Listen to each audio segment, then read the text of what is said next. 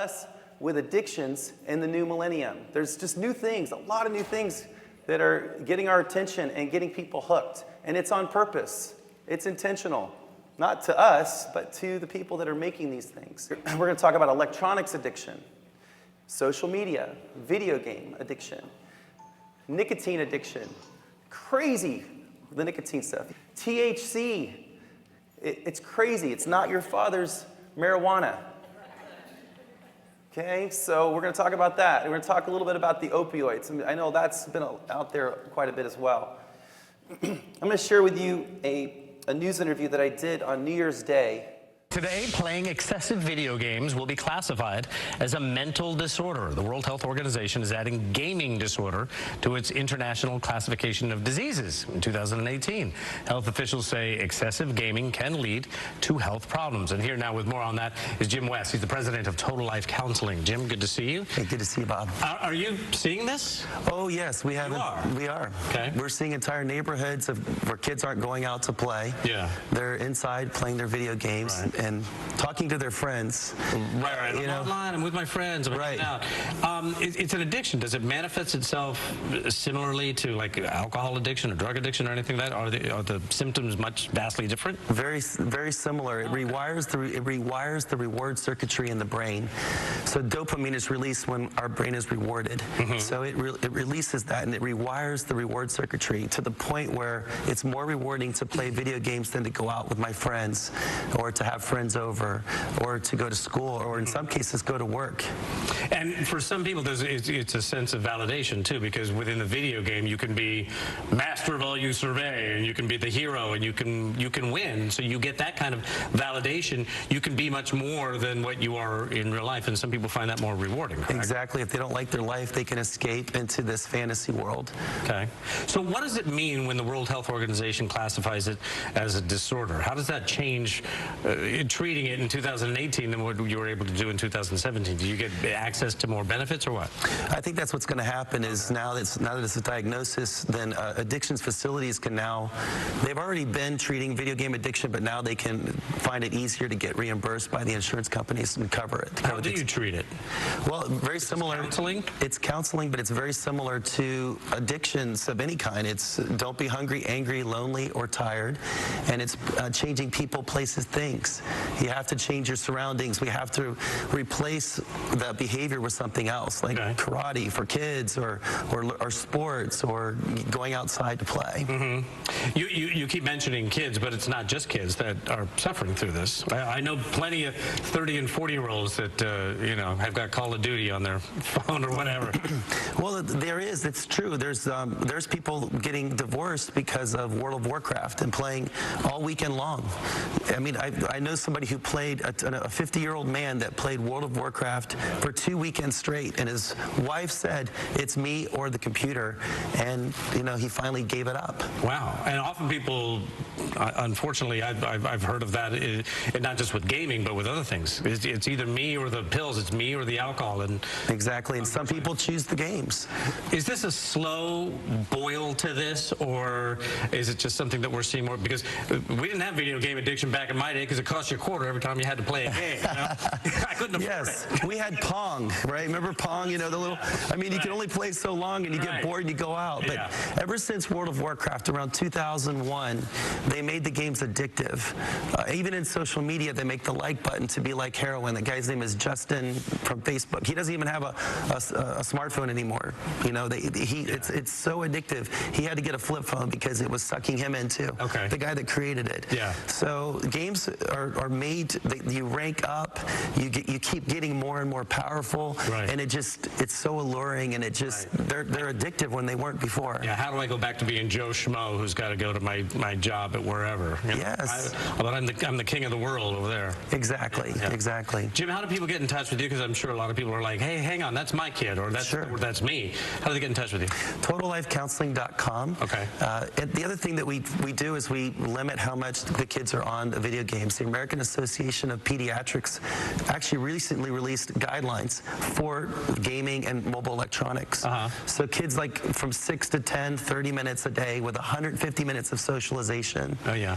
Kids 11 to 13, they get an hour with 3 hours of socialization. Gotcha. Up to age 16, where they get 2 hours with 2 hours of socialization. So they've made some guidelines to help parents know how to pace their kids' involvement with video games. And welcome them back into the real world. Yes, exactly. Jim, good to see you. Happy New Year to you. Good to see you, Bob. 2018. Happy New Year. Thank you so much, you too. What do you think about that? It is, isn't it?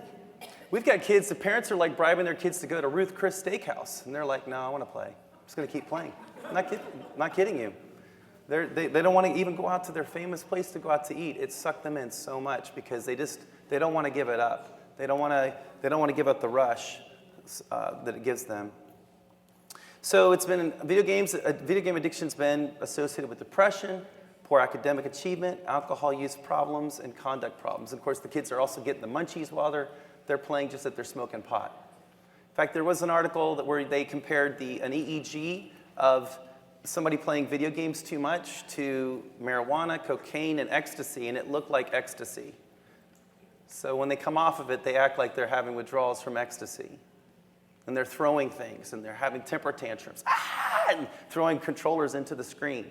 As the World Health Organization, in July, 6 months after the United States acknowledged video game addiction, the World Health Organization, so first world countries are following the US 6 months later. The media called me up and said, could you be on the news again to talk about this? Because the whole world is freaking out about what's happening to the next generation, the generation coming up that's getting addicted to these games. So video game addiction is basically the gaming behavior characterized by impaired control over gaming, increased priority giving to gaming over other activities to the extent that gaming takes precedence over other interests.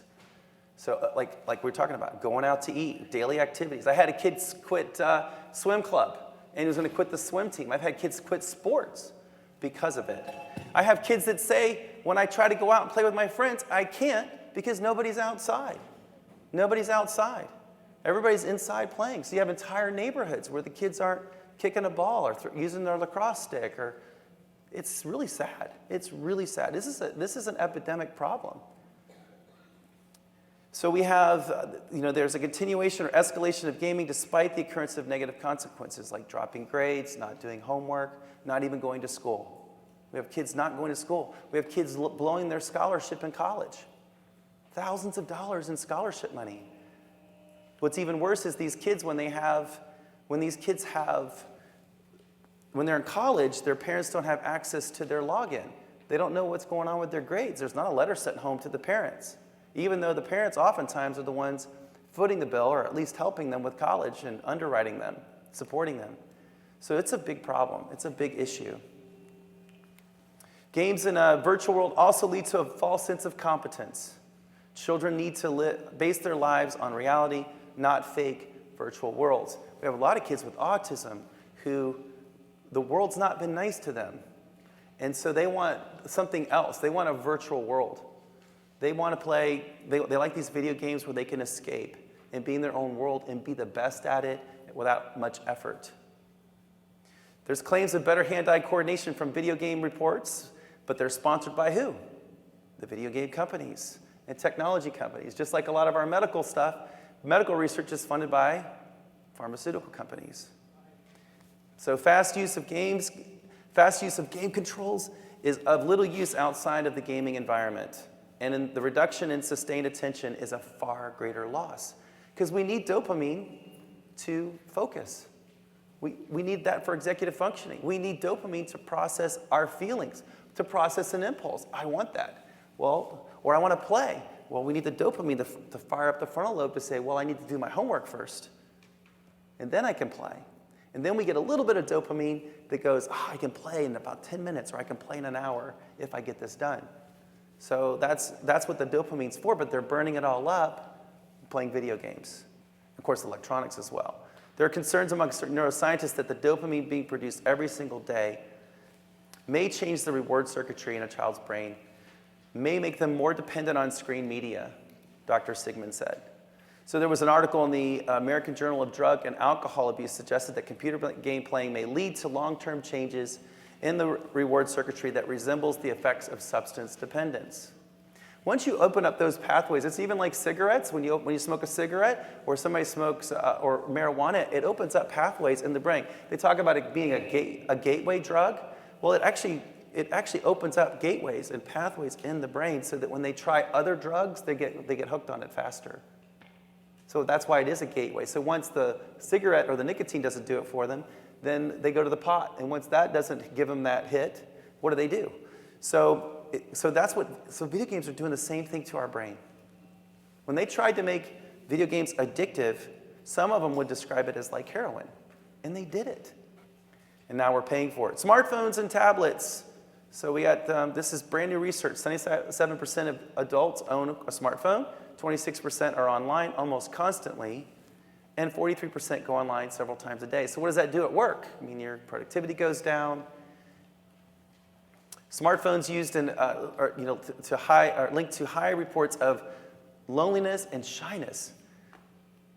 So the kids are not. The interesting thing is the kids feel more connected when they go onto their Instagram or their Snapchat, but they're feeling lonely. Some of them are going online and seeing unrealistic pictures on Instagram and getting low self-esteem because they're not looking as good as that person. So what we have found is the only thing that smartphones and social media has actually done is reduce teen pregnancy.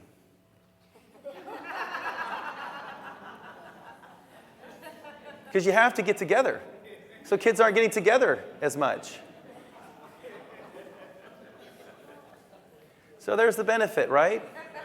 What a great social favor they did to the next generation. So we have the blue light that's emitted. They're talking about this, linking it to all kinds of issues affecting sleep patterns. By the way, my wife used to get up and pee 4 times a night, and she would look at her phone too. She would take her phone in the bathroom. How many of us, just be honest, take our phone to the bathroom? Come on. I know, right? And then you hand your phone to people to look at your pictures. Oh, I just grossed you out, didn't I? All right, so she used to pee 4 times a night. Then our doctor said, turn off your phone, put it in, not do not disturb, but put it in airplane mode, which shuts off your Wi-Fi, shuts off the cell phone, the data, shuts off the radioactive waves, which are active going from your head, going from your phone, through your head, through your ceiling, through your walls, to a satellite, right? Well, a cell tower first, 1 or 2 miles away. That's how powerful they are. And of course, we put them next to our head. We wonder why we have tumors right here in people. So she stopped that. She put it on airplane mode, and she pees 1 time a night now. And then when she gets up, she doesn't take her phone. So she knows. And we have a baby, too, so she wants to sleep. So that was a good motivator for her to do that a few years ago. We stopped that. So we're finding out this blue light, is causing all these problems. Cell phones are linked to distracted driving, which kills an estimated 9 people a day, leads to continual partial attention, affecting the ability to focus. So you see people with their phones, like this, and they're talking and they're doing this while they're talking. And so they really don't give you full, complete attention. And of course, we already know about teenagers with their earbuds. And some of them try to get away with having one in one ear, and bring the other one out. Oh, now I'm listening to you. Do you know we have kids that don't want to text? They don't want to text each other. They don't want to call each other. Because if you text, they can have multiple conversations. They don't have to be on the phone too long. It takes too long. Well, think about it. When you call someone, you have to go, hey, how you doing, Susie? Good. How are you, Jim? I'm great. Susie, what's happening? How's the family? And then you shoot the breeze. You have all this superficial small talk, right? And then it eventually leads to why you called. But they can just text, blah, blah, blah. Just text real quick what they want. The other reason they text is if they call, they don't want to call because if I call them, they might ask me something and I need to think about my answer. So they don't have that reflex in their brain. They're not developing that. So what are you going to do in a job interview? When somebody asks a question, you're going to text the person who's interviewing you? Hold on just a minute. No, wait. Let me edit that, right? That's not going to work. So that's what's happening there. Here's some of the things that they're researching still, because smartphones are 10 years old, guys. That's it. They're 10 years old, if you think about it. The iPhone's 10 years old. The iPad's 9 years old. Which, by the way, Steve Jobs, do you know he did not give his kids an iPad? And when they invented the iPad, it wasn't addictive at that time. They didn't have the App Store. Did you realize that? They didn't even have that. So he still knew what was going on. And Google, in their daycare, up to age 4, they didn't even have electronics. That's 10 years ago. These guys knew what was going on. So they were like, okay, we can make it for you guys. But they don't give you like a disclaimer, not good for your kids. You probably should make them play outside a few hours a day. They didn't make those types of disclaimers. So you have all these issues here that it can lead to: memory issues, harder to learn, neurotoxins, depression, obesity. I mean, if you're not sleeping good, that can affect your overall health as well. Your mental health, your physical health. Retinal damage, cataracts, macular degeneration. That's not reversible, by the way. Cancers. They're linking it. So it's all kinds of different things. We don't even know because it's so new. I mean, it took 40 years to find out that cigarettes killed us. But the studies that the tobacco companies used were only 20-year studies so that they could continue to sell that to us. That was in the 70s. We'll talk more about that as well. So what makes social media addictive? The like button, short-term boost of social affirmation. So how many likes did I get? You post a picture, and every 5 minutes, how many likes, how many likes, how many likes? Because everybody's on it so much, they get so many likes. Or why did they like this picture? Was there something wrong? Is it that pimple? What is it did I gain a little bit of weight on our vacation or on the cruise? Why didn't people like it? And then they pressure their friends to like their picture. They pressure them. Hey, why didn't you like my picture? Okay, fine. They do. Now you have a like, you have a heart, you have laughing, you have sad, you got angry. Swiping down to refresh your screen. When you're swiping down like that, it's just like, like those slot machines. It's designed to satisfy negative sensation associated with boredom, loneliness, frustration, and confusion. So we're in my lobby. All right, just wait here a minute. I'm going to go back with the counselor here. They give them the phone to keep them from not being bored, because if they get bored, they're going to do what? They're going to have a temper tantrum. They're going to act out. So this is Justin Rosenstein, the guy that created the like button. Tech professionals are taking drastic measures to combat addictions that they created. So the guy that made the like button had his assistant put a parental control on his iPhone. He bought a brand new phone, gave it to his assistant, said put all the parental controls on to limit access to the apps. He has also banned himself from Snapchat, which he describes as heroin. His colleague, Leah Pearlman, hired a social media manager to monitor his Facebook page so he does not have to do it himself. We actually do that at our office. I have somebody do it so that I don't have to do it. I'm sorry about that if you like our Facebook page and you think it's me. Most of the time it isn't. I'm sorry. But he's doing that because he was not being productive. He got himself banned. He actually he wrote new code on his computer to get him to keep him from being able to go to Reddit. He was getting addicted to that. So this guy, he's a consultant for Facebook, Google, Twitter, and he's getting so hooked on it that he's got to put all these controls. He actually went to a flip phone. He went to a flip phone because he just couldn't. He could hack anything. These guys they're brilliant. Google, Twitter, and Facebook workers who helped make it addictive have disconnected themselves. This is an article from The Guardian if you want to look that up. Here's a book that they wrote. Pretty bold, huh? Hooked. How to Make Habit-Forming Products. So this book's out there. Freedom of speech. There you go. So these guys made something so that the technologies we use have turned into compulsions, the author says, if not full-fledged addictions, Eyal writes. It's the impulse to check a message notification. It's the pull to visit YouTube, Facebook, or Twitter for just a few minutes, only to find yourself swiping and watching hours and hours later. Did you notice on YouTube the last few years, there's always like a forward button, or there's another video that's going to play automatically, and it's related, And then there's also on the right, there's other videos if you're on your laptop or your computer, other videos you might like. And they draw like boys in with pictures of hot girls that are not even on the YouTube video. So they go to watch it and they get disappointed.